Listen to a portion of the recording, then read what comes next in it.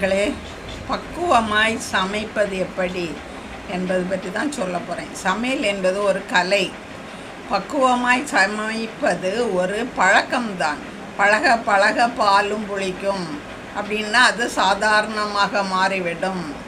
அது என்பதை போலவும் தொட்டில் பழக்கம் அப்படின்னா சின்ன வயசுலேயே செய்து செய்து அப்படியே பழக்கப்பட்டாலும் அது தொட்டில் பழக்கம் சொல்லுவான். கடைசி வரைக்கும் அந்த பழக்கம் தொடர்ந்து வரணும். உப்பு புளி காரம் சரியாக இருந்தாலே ஓரளவு டேஸ்ட்டு வந்துவிடும். ஏனோ தானோ என்று சமையல் செய்தால் டேஸ்ட்டே வராது. புளிப்பு சுவை கொஞ்சம் எடுப்பாக இருந்தால் சுவை நன்றாக இருக்கும்.